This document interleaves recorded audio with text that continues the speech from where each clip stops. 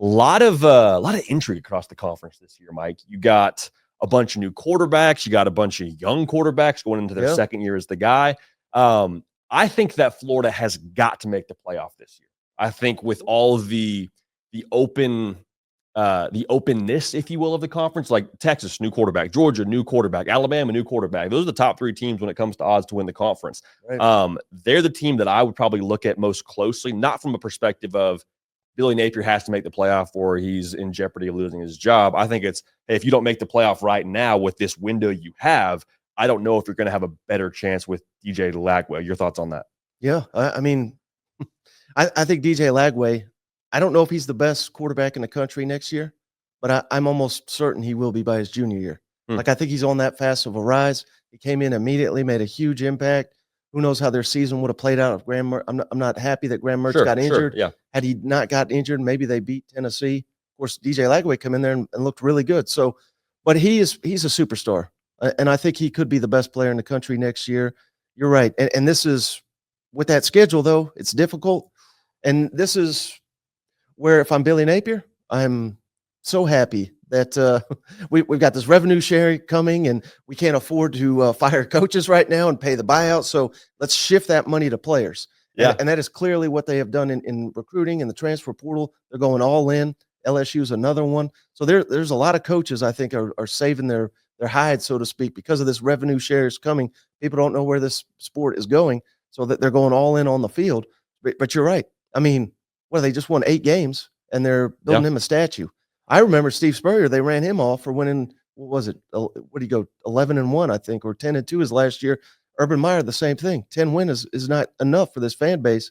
Now we're here, year 4, winning 8 games, and Billy Napier's being, they're holding parades for him. You know what I mean? So, yeah, they've got to take a step up. The excuses are over. If you got the best quarterback in the SEC, you better do something with it.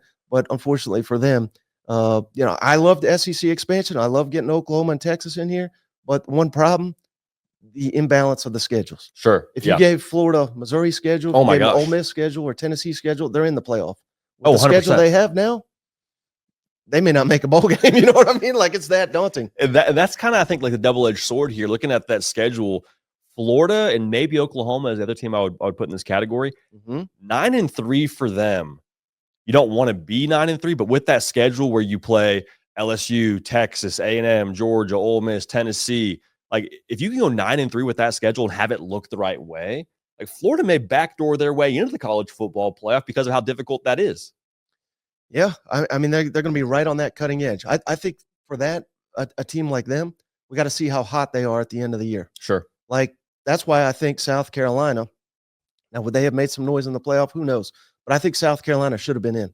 They won their final 6 games, beat Clemson, which made the playoff at Clemson.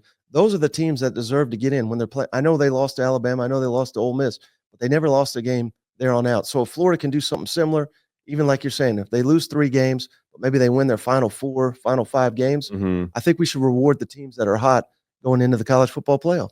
I don't think that's crazy to say, especially with the way that the playoff is changing. Like if we even expand it to 16, 20, like however many teams this is going to go to, there has to be, I think, some just nuance to how we evaluate these teams to where, okay, if a team's playing the best at the end of the season, that probably deserves a little bit of credibility with the committee. So I'm curious to see how they evaluate that here going forward. I gave you my team, Mike, who I think needs to make the playoff from the SEC.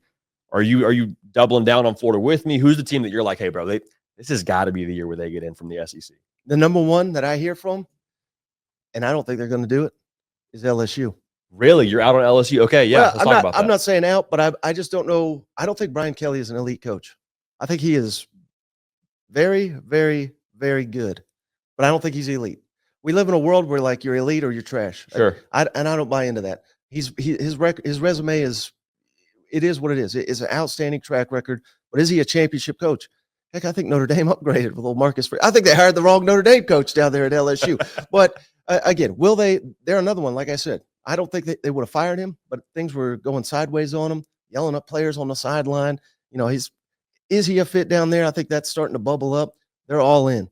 They're bringing back Garrett Nussmeier, which I think is the perfect move for him. I think it's the perfect move for LSU. They're going in the portal. This is a year after he said, well, we don't buy players. Now they're Now he's paying to buy the players. There we go. How many coaches are putting up their own money unless if Kirby Smart's not giving his own money because things are going well. Sarkisian's not giving his money because he doesn't have to. Brian Kelly's got to do it. Yeah. If they don't make the playoff, I think this could be the final year for Brian Kelly at LSU. Wow. Really? This year? I mean, so I am a lot more bullish on LSU for what you just said. Garrett Nussmeier, the portal.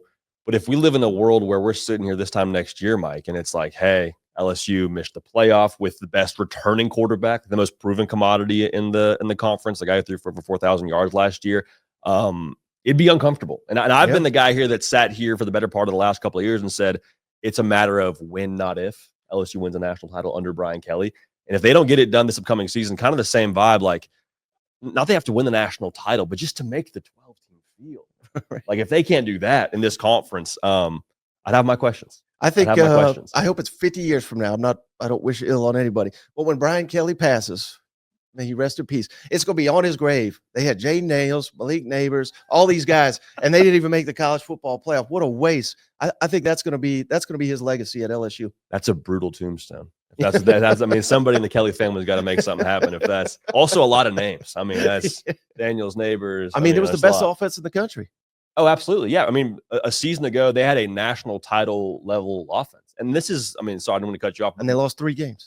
Ridiculous. Come 100%. On. That's an elite coach. And that's the problem, I think, if I'm an LSU fan, is like, hey, we have this awesome offense, but what has LSU always been known for is their defense. Like, you think LSU, you think Honey Badger, you think Glenn Dorsey, you think bad intentions downhill, and they've sort of lacked that for the better part of the last couple of seasons. Now, it took a step forward last year, obviously, with the new defensive coordinator, but yeah, man, just I think 2019 for a lot of us made us just assume, hey, if LSU gets a quarterback, right, they won a national championship, and we've had a quarterback now the last couple of seasons, and it hasn't been the case.